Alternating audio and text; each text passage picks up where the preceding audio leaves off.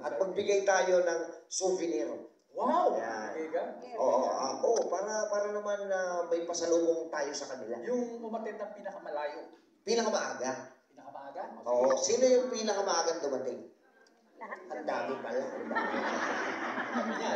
Wala muna yan. Yung pinakamalayo. Pinakamalayong pinanggalingan. 10 kayo galing. Ano 10? Marami sila? Saan po? Dubai. Oy! Sino ba? Kami! Teka lang. Al-Ain! Sa bundok ng Bundok? Yes! Bundok? Yes. Ilang oras kayo bumiyahe? 1 hour and a half. 1.5. Ang Dubai, ilang oras? 2. Mas malayo yata yun. Sino ba? Kayo po? 1 hour From? and 30 minutes lang din po yung Dubai. Oh, ito, galing Japan. Ay, saan ba? Old Shahama. Old, matanda na yun. 1 hour din. Kayo po, boss? Ang boss, ilang oras biyahe? 4.5. Totoo 4.5? Yes! Balik na kayo. Baka mali. Baka kayo.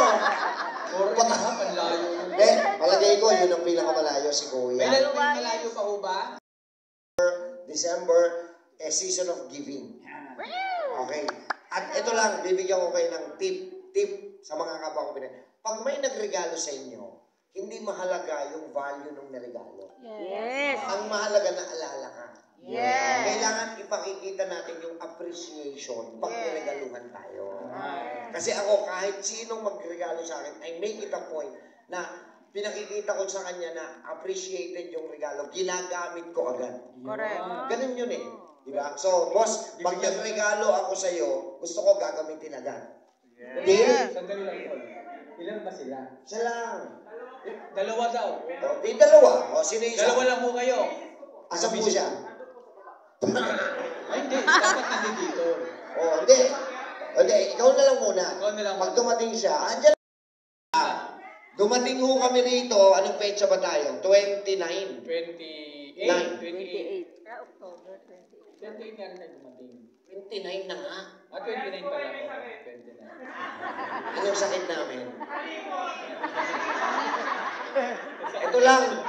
Tama yung akin eh. Then 28 kami umalis ng gabi. So 29 kami nakarating dito. And then nung 30th, nag-mission kami sa Sharjah. Ayan. Tapos kahapon, nung November 1, nag-event kami sa Dubai. At kahapon po, doon kami sa Pakistan.